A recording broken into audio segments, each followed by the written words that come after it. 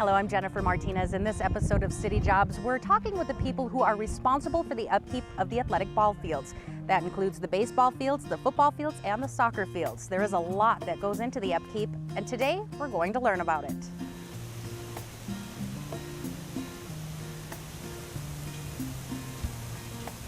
We're up early in the morning with Scott Bernal, who's going to be telling us what the grounds crews do before most of us even wake up. Yes, ma'am.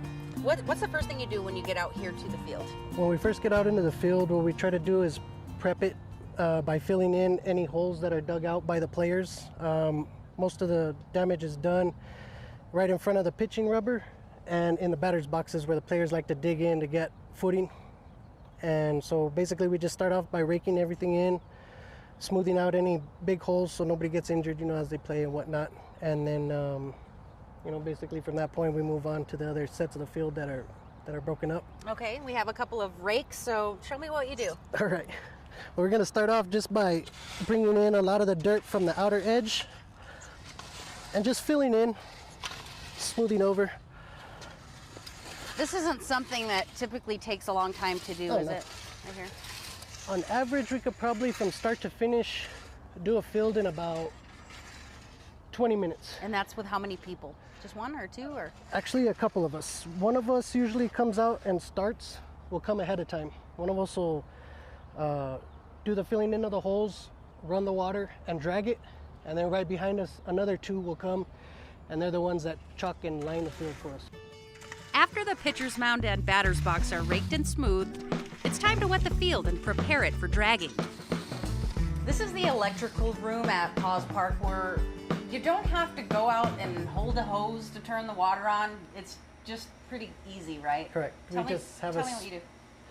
Basically, we have a sprinkler system set up to water the fields for us, so we just have to come in here and manually turn it on with the sprinkler system, and it'll water the fields for us.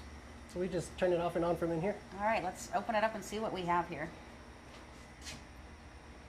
Just a couple of switches, right? Yes, just a few switches. How do you know? Basically, irrigation handles all of this. The only things we have to deal with are these 4 switches down here.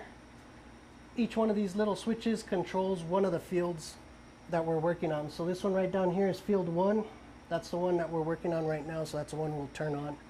A lot of these other switches we don't have to mess with because they are on automatic timers, which waters the grass and everything else. All right, so just flip the switch. The next one up. This one? Yes. All right. And red light turned on, so it's on. The field is given one go around by the sprinkler, wetting the dirt just enough to be dragged.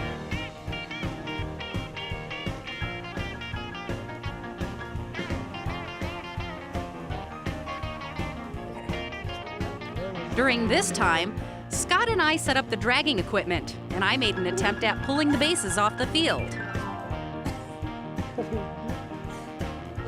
I may need a bit more practice. This is where things start to slow down a little bit, you think, right? Yes. Why? Because the dragging process is pretty slow. Basically, it's just combing out the dirt, so we go at a nice slow pace just to give it a nice even look to it. And we go slow to keep the dust down also. It was time to take a little cruise around the field, over and over and over again. After dragging, we took to chalking all the lines on the field.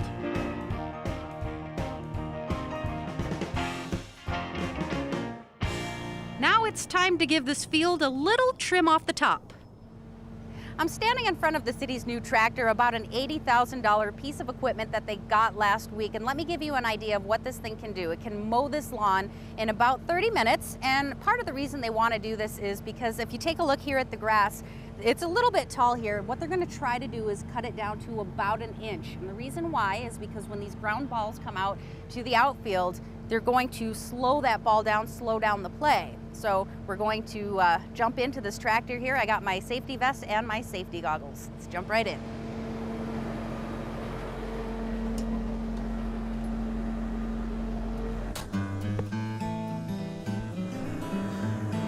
I have to say it is actually pretty intimidating driving this large of a mower around.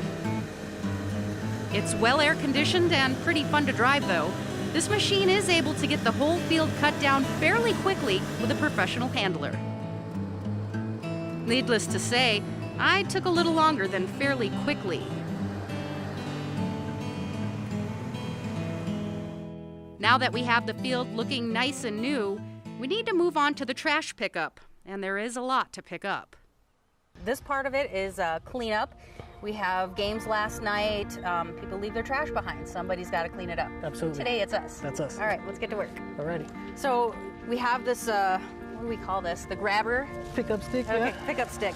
So why don't you just reach down and pick it up? We can. Not all of us have those. We've, some get lost, some get broken. We use them a lot. So it just depends. We do usually go down and pick up trash, or we have a rake and we'll just rake everything into a pile, maybe shovel it up, try to help make the job a little easier.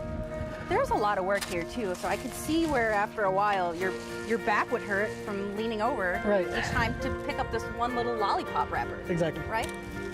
What do you feel about seeing this trash here? Do you kind of get the sense that maybe people don't appreciate having these parks available to them?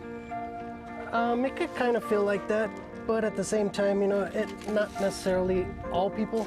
It might be a few kids maybe that don't know any better yet. Can't just blame it all on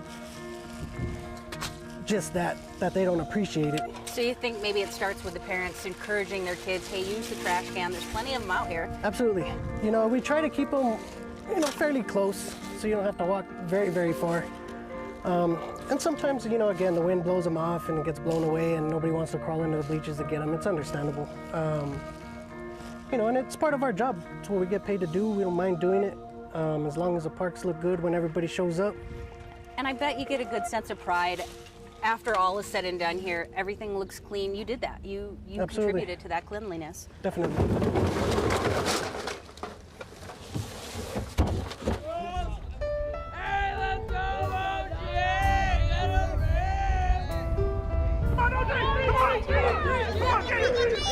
It takes a team of people to keep these parks clean and play ready. So the next time you're enjoying a ball game, remember all the behind-the-scenes people who help to make these parks beautiful. If you'd like to learn more about a city job, contact us at clctv.com.